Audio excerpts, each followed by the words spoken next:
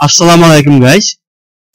আজকে একটা নতুন টিউটোরিয়াল নিয়ে আসলাম, যেটা হচ্ছে কি আমরা এখন যেটা ফেস করতেছি সবাই, এটা হলো গিয়ে 2024 যে বিডিআইকিউটা আপডেট দিছে। আপডেটের কারণে আমরা এখন কিন্তু আমাদের যে আগের মতো যেভাবে স্কোয়ার দেখাইতো, র্যাঙ্ক ট্যাগে দেখাইতো, কিওয়ার্ড দেখাইতো, চ্যানেল কিওয়ার্ড দেখাইতো, ভিডিও কিওয়ার্ড দেখাইতো, আদার্স অন্যান্য কিছু দেখাইতো, সেগুলো আর দেখা যাচ্ছে না।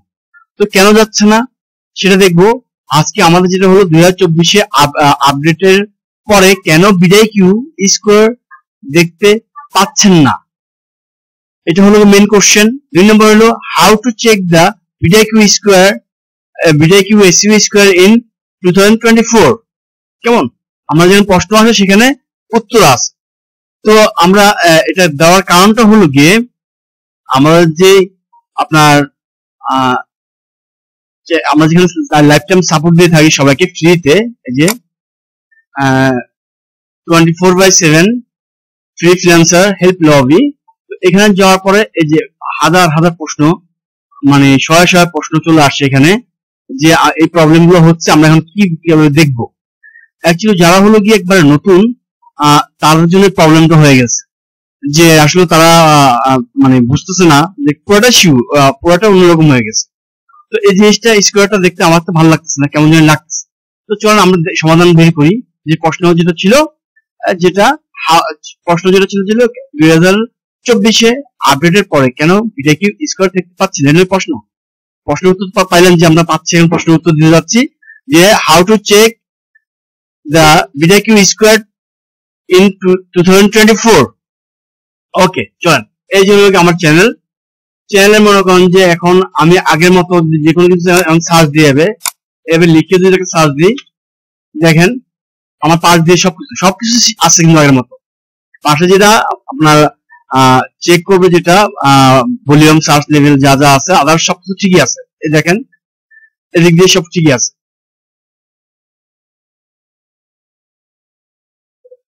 এই যে রিলেটেড যেগুলো ছিল আগে, এটাও ঠিক আছে। এই দেখেন এই যে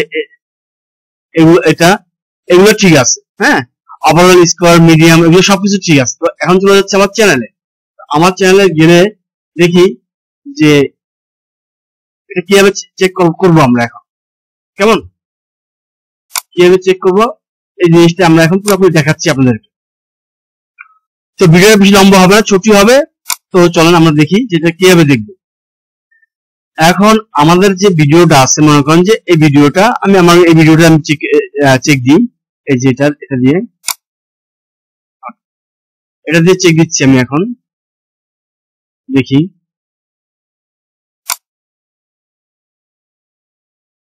চেক দেওয়া দেখেন প্রথমে আপনাদের এইভাবে একটা ইন্টারফেস আসবে, উপরের দিকে আসবে, ঘুরতে থাকবে উপরের দিকে আসবে। কেমন, আসার পরে এখন দেখেন সবকিছু আগের মতো সবকিছু আছে, এখানে উপর দিয়ে চলে আসছে। আসলে এই ইন্টারফেসটা ভালো লাগছে না। এই যে আমি যদি প্রথম ভিউজে যাই, ভিউজে গেলে এই যে এইভাবে আসবে। কেমন, ভিউজে থাকবে, আপনার ভিউজে গেলে এইভাবে চলে আসবে।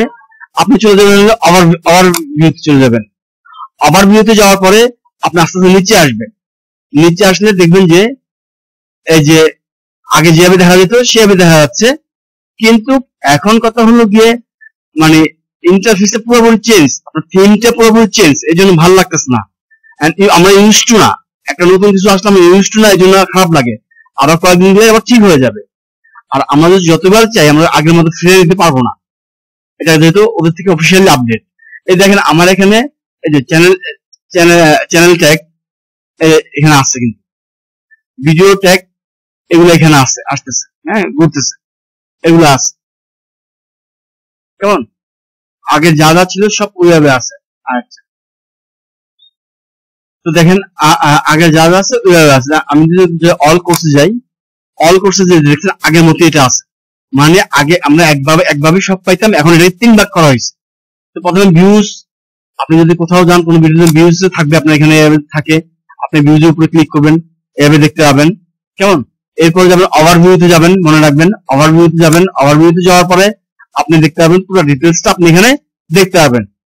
কেমন, ওভারভিউতে যাওয়ার পর আপনি পুরো ডিটেলস দেখতে পাবেন। যারা আমরা এসইও করি বা ক্লায়েন্টকে স্ক্রিনশট দেওয়া দরকার বা আদার্স কিছু দেওয়া দরকার, আমরা এখান থেকে কিন্তু পুরোপুরিটা আমরা দিতে পারবো। কেমন? দেন তারপর অল কোর্সে গেলে এ হবে। তো আপনারা সাধারণত ভিউসে গিয়ে রাখবেন, ভিউসে রেখে ওভারভিউতে রাখবেন।